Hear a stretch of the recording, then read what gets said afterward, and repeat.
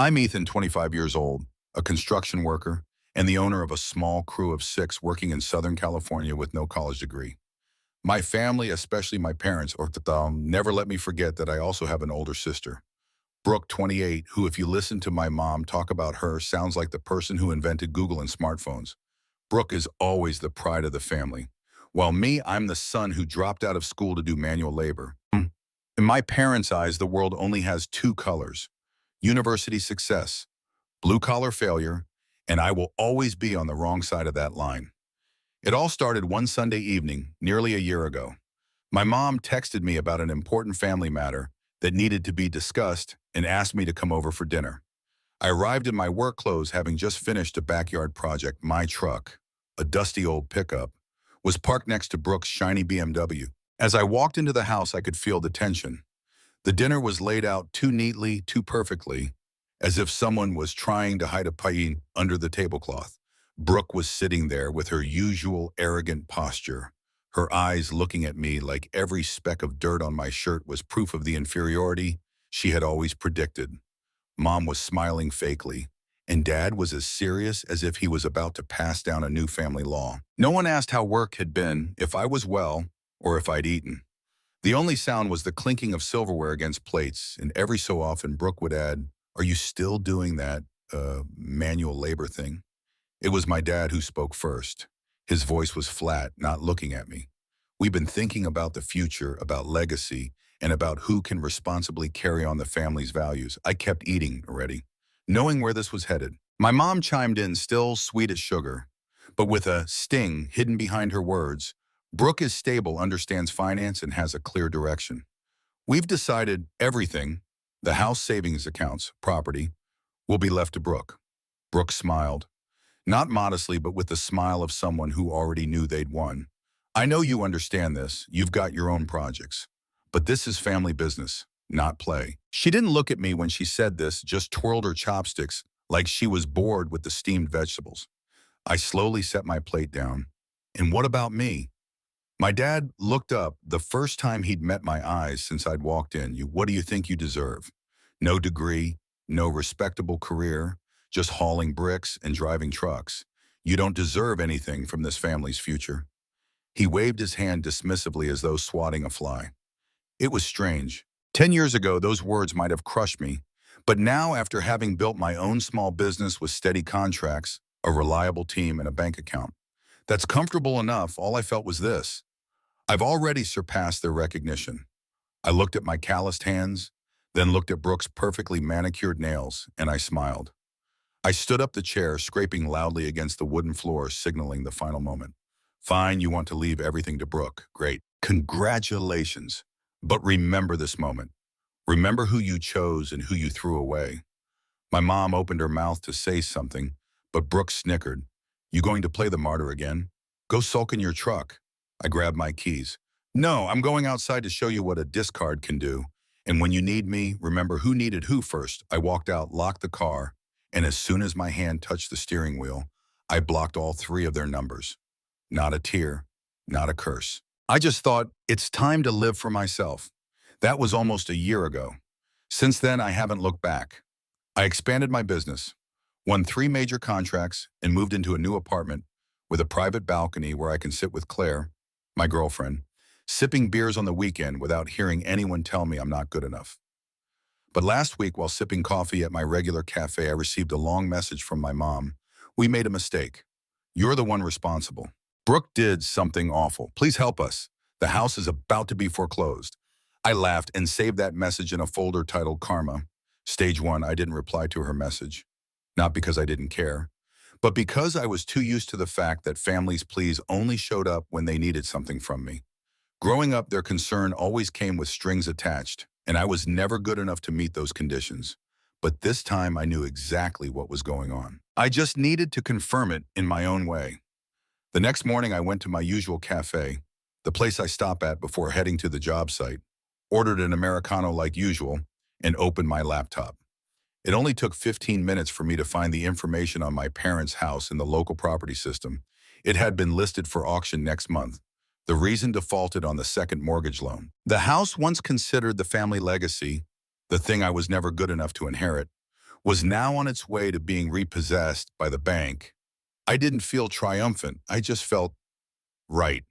A week later, while I was having lunch at a roadside diner, Brooke showed up. She pushed the door open, walking in with fake designer sunglasses and a knockoff Louis Vuitton bag. The kind of look people put on when they're pretending everything's fine. No greeting, no asking for permission. She slid into the chair across from me like the world still revolved around her. "Ethan," she started, her voice carrying the tone that used to shut me up when I was younger. "Mom and Dad are in trouble. You have to help them." I put my plate down, wiped my mouth calmly. "Help them? Why should I do that?" She leaned in, pushed her glasses up to reveal tired eyes, the mascara barely covering the defeat behind them. "Because they're your parents. Because no matter what happens, we're still family." I stared directly into Brooke's eyes. "Family when they decided to leave everything to you." I didn't hear anything about family. "When all three of you sat there calling me useless." I didn't hear anyone mentioning bloodlines. "And when you called me just a construction worker and laughed at my job, where was the family then?" She blinked, trying to force a few tears without ruining her makeup. "They were wrong. I was wrong. But now they're going to lose the house," Mom cried. "All night, Dad's desperate. We can't let them end up on the streets." I pulled out my phone, opened the Karma, Stage 1 folder, and scrolled to a screenshot of an old family group message. There, Brooke had written, "Ethan is the shame of our family. He doesn't even deserve a shack, let alone inheritance." I turned the screen toward her. "You remember this, don't you?" Brooke didn't respond. I continued. "While you've been playing real estate genius with other people's money, I've actually learned how to do business. I know how much debt is left on that house. I know the interest rates. I even know the day the bank's listing it. And guess what?" I leaned in close enough for her to hear every word clearly. "I have the cash, and I'm bidding on that house." She jumped to her feet, knocking her chair back. "Are you crazy? That's Mom and Dad's house." "No," I said, my voice steady. "That's the bank's collateral, and I'm one of the legal bidders." She screamed in the middle of the diner. "You're pathetic, ungrateful, you're destroying the family." I didn't react. The manager approached and calmly asked her to leave. As she backed out the door, her eyes still burning with fury, I said one thing: never forget who chose to leave who first. That afternoon, my parents showed up at my door. My father as angry as ever, his face flushed red, banging his fists on the door. My mother crying as if her tears could erase all the mistakes made. I opened the door. They stormed in like a hurricane. "You can't do this," my father yelled. "We're family. We raised you, and now you're going to steal our house." I didn't respond. My mother grabbed my sleeve, her voice trembling. "Ethan, you've won. Don't make this worse. We're still family." I looked at both of them. "A year ago, when you called me a worthless piece of trash, I didn't speak up. Today, I just want you to understand one thing. I don't hate you. I just don't care anymore. I've lived without you. Now you'll have to learn to live without me." My father slammed his fist on the table. "We raised you, and you dare." I cut him off. "No one forced you to raise me, just to use it as a reason to drain me later. I'll see you at the auction." Then I closed the door. This time not because I was angry, but because I didn't want to listen anymore. The morning of the auction was clear like never before. Not a single cloud in the sky. I sat in my truck holding a coffee from the old cafe, looking in the rearview mirror. A useless guy in a well-fitted suit, neatly combed hair and eyes, no longer avoiding the truth. At that moment, I was no longer Ethan, the little brother always in Brooke's shadow. I was a man about to step into a house that once had no place for me for the first time as the buyer. The auction hall was crowded. Small-time investors, a few real estate agents, people hoping to profit from someone else's misfortune. But I wasn't here to invest. I was here to reclaim my voice, not with tears, but with my signature. And then I saw them, my parents standing lost in the crowd, my mom gripping my dad's hand, her eyes darting around in panic. As for my bound, Jamaim, still carrying that same arrogant posture, but his eyes no longer had that spark. They watched me walk in, shoulders straight, walking with purpose. No one said anything, but I could clearly see it in their eyes. They never thought I would actually show up. Then Brooke appeared. Tight dress hair neatly styled, but her lips trembling uncontrollably. She avoided making eye contact with me. In her hands was a folder, probably trying to act like she still had power, but I knew she had nothing left. The auctioneer called out the property details. House number, square footage, reason for foreclosure. Every word felt like a hammer pounding into the past. And then the bidding started. A broker started with the opening bid. I waited for the right moment, then raised the price. Another bidder jumped in. I continued. That's when Brooke raised her hand, bidding higher, her eyes challenging mine. I didn't smile. I simply responded with a number higher than hers, not by much, but enough to make her nervous. The next time she tried to raise the price again, but the auctioneer shook his head. Sorry, your financial verification is invalid. A moment of complete silence. Brooke froze. My mom started crying. My dad stepped forward trying to stop me. I didn't turn around. I just said sorry. Just a useless guy doing something useless. I raised my hand one last time. No one spoke. The house was mine. When the auctioneer's gavel came down, I heard my mom's labored breathing, my dad's desperate gasp, and the sound of Brooke's footsteps as she retreated, crumbling like a sandcastle hit by the waves. I walked out of the building. Brooke chased after me. Ethan, you can't do this. I stopped keeping my eyes forward. I already did. They're your parents. You're throwing away your family. I turned to face her. No, I'm throwing away the people who threw me away. You don't understand the difference. She burst into tears, the kind of tears that used to make me soften when I was the little brother who always came second. But today they were just a performance no one cared about anymore. I walked away, leaving her with her phone in her hand, and no one listening to her tell the "my brother is cruel" story anymore. Later that afternoon, I went to the house. The windows were shut tight. The lawn had turned yellow. I didn't go inside. I just stood there looking at it from outside the fence. The house, once used as bait to tear apart love, now was just property. And I, the one who was never allowed to touch it, was now its sole owner. That night, my mom called me. The 14th call of the day, I didn't answer. A message came through shortly after, her voice pleading, I know I was wrong, but you can't kick us out of the place that was once our home. I read it, then quietly created a folder on my phone, Karma. Stage 2, 3 days after the auction, I signed a contract with a property management company to start the legal process, serving the notice to vacate within 30 days, following the eviction procedure. I didn't go in person. I didn't need to. There had been too many times I stood outside that house with my heart bleeding from rejection. Now I wasn't going back to win. I was just making sure everything was done by the book. I was on a construction site laying bricks for a school entrance when my phone rang. I looked at the screen. Brooke rejected. A minute later, Mom, I turned the phone off. They sent texts, then voicemail. First a calm tone. We need to talk, then crying. I know you're angry, but don't do this.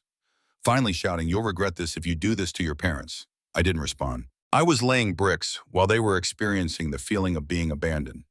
The feeling I had endured for 25 years. That evening, I was at home with Claire when the doorbell rang.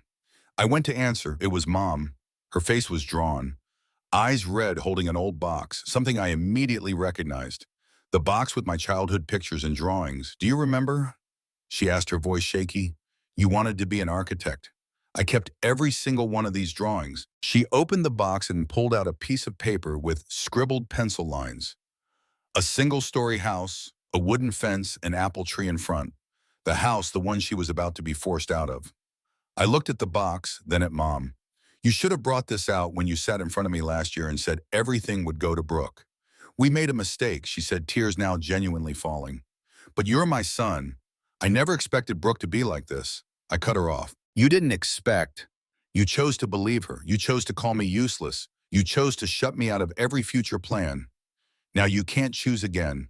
I took the box, opened the door, and dumped everything into the recycling bin in the front yard.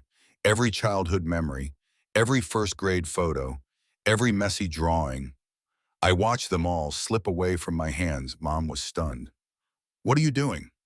I looked her straight in the eye. If you're ready to push me out of your life with a will, then I'm ready to let go of those memories. You can't choose to keep the love and reject the responsibility. Then I closed the door. 3 days later, the property management company sent confirmation. My family had 27 days to vacate the property. I installed security cameras around the house, not because I thought they would vandalize it, but because I no longer trusted any moral boundaries from them. A week later, I received a message from a bank employee. My girlfriend, Claire, was the one to inform me Brooke was under investigation for a series of loans taken out in other people's names, including my parents. I knew this would happen. I just didn't expect it to happen so soon. When you lose everything, reputation, wealth, trust, people often resort to destroying what they once saw as their last hope. And that's exactly what Brooke did. She used my parents' names to take out more loans, hoping to salvage her real estate empire. The result: a series of debt collection letters arrived at the small apartment we were renting on the outskirts. I heard Brooke was sleeping in her car, dumped by her boyfriend, losing all her contracts and even her license to operate. One afternoon, I drove past the old house. Now mine, I saw Brooke parked outside. She was staring blankly through the fence. For the first time, her eyes weren't filled with mockery. She saw me. She ran toward me, yelling, "You're killing us." Didn't get out of the car. I just rolled down the window. "No, I'm just letting you drown in the mess you made." Then I drove off. 3 weeks had passed since I won the auction. Every day, my phone still rang with calls from my mom, long texts from Brooke, and a few crude words from my dad. I didn't respond. Not because I was playing the cold card, but because everything they said now came from desperation, not understanding. The property management company informed me they had sent the final eviction notice. My family had 4 days to leave the house before legal action would be taken. I didn't go to the site, but I had cameras, and I saw everything on the screen. I saw Brooke packing up old items from the backyard, the place where I used to sit and draw as a kid before I knew I'd be judged by the value of the college degree I didn't have. I saw my mom sitting motionless on the porch holding a family photo frame, and I saw my den, the man who once screamed at me that I wasn't worthy of being his son, trying to remove the Douglas residence sign from the gate, as if a sign could restore the lost dignity. That evening, I received a text: "You've won." "Are you satisfied?" I didn't reply. I just typed 3 words and deleted them because I knew there was no need for me to say anything. The world had already spoken for me. The next morning, I met with my lawyer and signed the paperwork to sell the house to a young couple. They were teachers, just had their first baby. When they stepped into the house, the husband smiled and said, "We've been dreaming about this place for a long time." And I knew it was meant to be theirs, not mine. Not anymore. I used the proceeds from the house sale as a down payment on our first apartment with Claire, smaller, but peaceful, clean.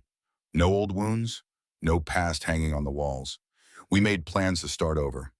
This time, no one had the right to call me useless anymore. No one could ever throw me out of my own home again. That evening, I was sitting on the balcony looking down at the street when I got the last message from Brooke. "I know you won't forgive, but at least let them live nearby. They have nowhere else to go." I didn't open the message. I just sent her a recording. Not my words, but hers from a year ago when she was sitting at the dinner table with my parents. A moment I would never forget. "He doesn't deserve to inherit anything. He's just a burden. The only thing he knows how to do is carry a hammer and haul cement." I pressed send. No comment. A few days later, I heard they moved to the cheapest apartment in the suburbs, a place my mom once called only for the working class with no future. And this time, no one reached out to help them, no one to lean on, because in their whole lives, they only knew how to push away people who didn't meet their standards. Now it was their turn to not fit in anywhere. I wasn't happy. I wasn't sad. I just was done. One evening, while we were reviewing the interior design plans, Claire asked me, "Do you regret it?" I looked at her gentle smile, the warmth I never had in the old house. Then I answered no. I don't regret it, because sometimes to live true to yourself, you have to learn to let others live with the consequences of their own choices. This story doesn't end with a warning, nor with a lecture. It ends with a simple truth. People can call you useless as many times as they want, as long as you don't believe it. Ethan used to be the outsider. Today, I'm not the winner. I'm just the one who walked away and didn't look back. If you've ever been called a burden, useless, or undeserving, remember this: you don't have to beat them. You just have to rise above them by staying true to who you are. Share this story with anyone who's ever been judged by someone else's standards. Leave a comment if you've had to learn how to let go of a family that no longer sees you as one of their own. And don't forget to subscribe so you won't miss the next stories, where justice, pain, and rebirth always go hand in hand. Thank you for listening, and I'll see you in the next story. Goodbye.